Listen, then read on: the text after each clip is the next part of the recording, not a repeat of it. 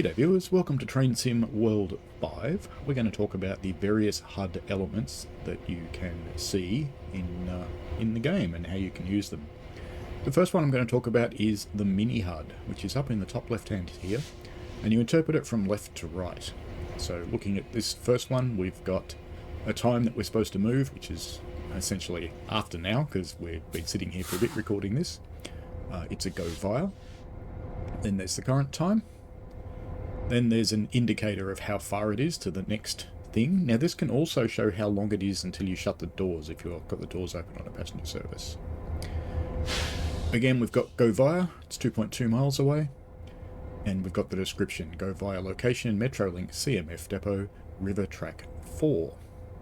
The speed limit right now is 12 miles an hour. And we've got an indicator of our gradient here. So in this case we're dead flat, but it shows you whether you're going up or down, depending on whether the pointy bit of your nose is facing up the grade or down the grade, and the actual percentage gradient. Now there's some other things that you can turn on and off. Now I'm going to use the keyboard for all of these, but they're also all available from the menus, and I'll show you where that is in a moment. And I'll also show you the other HUD, because there's another one. Oh, there's one other thing I wanted to show you, which is the interlock. So if I put the brakes on and probably take it out here, should see an interlock appear. There we go. So we've got, whoops, sorry. We've got the red interlock appear there now. So that's just letting me know that if I apply power now, it won't work. So if I release the brakes and they start to charge back up, and go back into forwards and shut the doors again, that interlock, when the train's ready, should disappear. So the doors will be closing in the background. There we go, the interlock's disappeared now. So whenever you see that red thing, you can't apply power. There's a couple of exceptions to that because a couple of the older locos don't support it very well, so it can be a little bit confusing. Now if I do Control 1, and you can use a keyboard on consoles and PC, both PlayStation and Xbox support a USB keyboard, so it's a good way to play. It's a little bit easier, I find, than using just the controller and the menus, but everything I'm showing you is also in the menu. So what I've turned on there is a track marker, which is showing us, again, go via, and it's 2.2 miles away. I normally only have this turned on in scenarios when I'm trying to figure out where I'm going to go, and I want to see those blue pillars. So they'll tell you to go walk this way, because they say get on the train, but you have to follow a path to get to the train. Control F2. This one's turning on the next speed limit indication, so it's 680 yards away, and it's going to be 25 miles an hour. So turn that off again. I'll show you another way to get that in a minute. Control 3 is the next signal indicator, so it's a restricting signal, or at caution, and it's 188 yards. The aspects that the signal shows are a simplified set. So your signalling system, like in this route, can actually show about 20 different aspects. And this thing will cut them down into green, yellow and red, just to keep it nice and simple for you if you'd like to do that. Turn that off again. Control F4 now.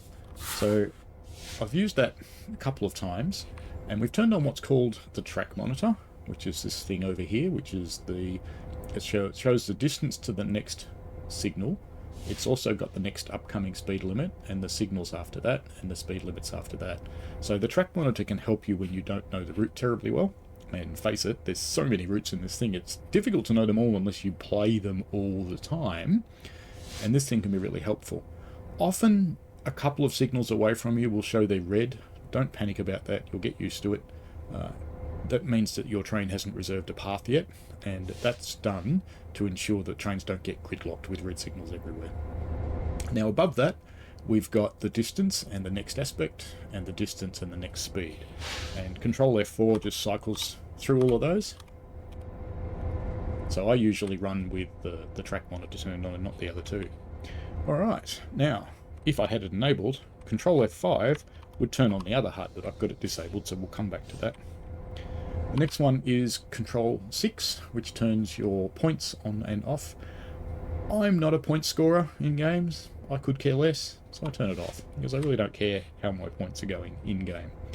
Alright, now let's pop into the Settings menu. So we go Options, and then Settings. And we'll come into... Now, the HUD things are in a few places, okay? So there's HUD and Gameplay, where you can disable various things. Now these markers, like the objective marker, that's what I turned on with Control F1, and the stop marker and so on. You can turn these on and off however you like through the menus or through the keyboard. There's track monitor, for example. Now, safety system helper is another one. This helps you if you've turned on the safety systems in the train and gives you some hints on what you should do. It's particularly useful for German signalling. I don't find it that useful for the other things, but you might, especially as a new player, you might. The minimal HUD objective distance, I've got this set to 4 units, and it's either 4 miles or 4 kilometers, depending on the route, because they're either metric or imperial. And I do want to see my markers on the track monitor. There is the traction lock thing, which was that red thing we showed you, and I do want to see the HUD distance on the minimal HUD. Now you can turn those things off as you get to learn a route, and you can gradually show less and less things. Now one of the other things, the next signal aspect, this you can also turn it off in the track monitor. So if I turn that off and apply it and come back out here again, what you'll see is that my signals are now white, and on some routes they're grey, but the modern ones they'll be white. And what that says is there's a signal coming, but I'm not going to tell you what it is. And it's forcing you to look up there and interpret the signals. So basically, as you learn each of the routes and the signaling systems, you can gradually turn these things off if you want to get a more immersive experience that's more like an actual train driver would experience. So I happen to usually leave those on because I know quite a few of the signaling systems, but there are so many different ones that as I'm going from route to route to route, and as an ambassador I do that a lot, I find it really helpful just to keep that on. So there's a few other things you can turn on and off. You can leave your measurement units automatic when it's chosen by the route, or you can set them to metric or imperial all the time, whatever your preference is. I usually leave them set to the route. Same with the imperial distance units, you can have it in feet or yards. I find it's helpful in yards, and that way I don't really care whether it's an imperial or metric, because kilometers and yards, they're not the same, but they're very close and they're good enough. Mass units, so how much does the train weigh, temperature units, Celsius or Fahrenheit. I'm quite conversant with both, so I don't really care, but if you like one or the other, feel free to set it, that's fine. Gradient units, there's 2 different ways to look at them. Ratio, so 1 in 10, which would be 10%. Or percentage, so just be 10%. 10 would be very high. That's about it for the HUD things, but if we pop out of this menu, I don't think we actually selected anything, but I'm going to apply anyway, even though I changed everything back the way it was. The other places you can find things is, I think under General is one. Perhaps it's moved. Oh, here we're notifications, so you can get and change control notifications. So when you are using a control, you can put your mouse on top of it and you can see what it is. And that's really handy with the German locomotives where they're signed in German, because I don't speak German. And notifications, when something happens, like a notch changes or you apply the brakes or whatever, these will actually tell you that those are happening. When you're running a rail driver like I do, they can actually be a little bit annoying, and I often turn them off because the rail driver jiggles, putting it simply. Under accessibility is where we have our actual HUD areas as well. So the first one is crosshair, and you can have a big dot and it's 100% shaded, or you can have 50% shaded. You can also make it auto hide. I do this, otherwise the dot will be there all the time. I prefer it to go away. And the HUD type, minimal or simple or normal, or off. So you can play it with it off, but let's go and have a look. We had a look at minimal. Let's have a look at simple now. So we can see there's a simple HUD down there, which is just showing me a little bit about the train. It's showing me my speed. Oops, just click that. Showing me the speed as we go around the outside of the dial. It shows me the current power notch. So if I notch up, you'll see that change. It shows me whether the doors are open or closed. So if I open the doors, one of those will light up. And if I close them again, it'll take a while, that sequence, so we'll just keep an eye on that. Shows me my current speed. This thing is an accelerometer. I find it's actually not that useful, to be honest, because it doesn't quite show things properly in my perspective. And we've got forward, or we can go backwards, or neutral on our reverser. We've got the amount of electric brake applied, which in this particular loco, oh no, it does have it. Yeah, I can see on the brake gauge up here. I prefer to use the gauges of the train, so I don't generally look at these, which is why I've got this turned off. The amount of power you're applying, and so on. So if we go back into the menu now, into settings, and back into accessibility, come back down here and we'll change our HUD type to normal, and we'll apply that. Back out again. We can see now that we've got some more things. So we've got our brake pressure, which is 109 pounds in the main reservoir. And we'll go over here, we'll see that on this white needle on this gauge up here. And we've got an equalizer also of 109, which is cylinder brake pipe, main reservoir, equalizing reservoir is the white one.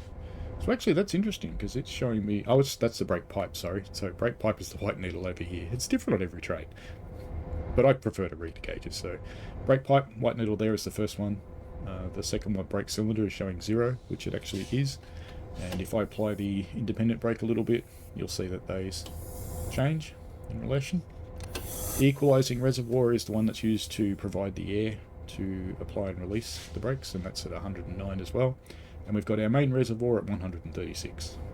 We've also got our power down here, currently 0 amps, but if I put some power on, you'll see that start to climb up. And it'll climb for a little while, and then you'll actually start to move. So you can see we're just starting to move now. And you can see those hints and notifications I was telling you about happening up here. So let's just put the brakes on and stop ourselves. Zoom back out. So that's the large HUD, and we're going to get the gradient on there as well. I'm going to change that back because I don't use that particular HUD. So we're going to go back to minimal, which is what I want. You can show your current speed on the HUD, and you can show your score. Those are the same things I showed you with the keys before. So we'll just apply that. And we'll just pop back into here, into player assist is the next one I wanted to show you. So you can change this to be beginner or standard, and it will give you more notifications about what you should do as part of the HUD.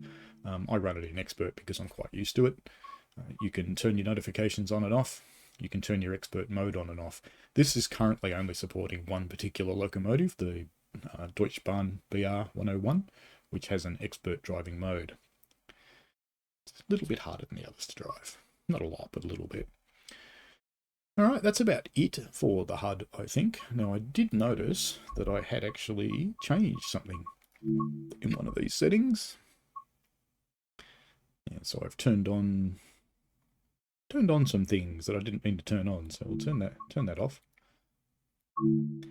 And next signal marker, next signal aspect, I'll turn that back on because I accidentally turned that off before. Alright, there we go. Now, that's pretty much it for... There we go. Pretty much it for the HUD. This is the way I play it. So I just use the minimal HUD and the track monitor, which tells me everything I need to know. Well, there we go. So we haven't really driven this train, but now you know a lot about the HUD. Now, if you've got any questions, let me know in the comments down below. Give me a like and a subscribe if you found this video helpful. You can definitely use the keyboard on consoles. Not an issue. Just plug in a USB keyboard and you'll be fine. I find I do play on an Xbox as well as PC, and I find it's very, very useful for changing things on the HUD and changing things in the game without having to go out to the menu, because going out to the menu is a bit of an immersion breaker. Alrighty, thanks very much for watching. Like and subscribe. Enjoy yourselves, and as always, there's a cat. Bye now.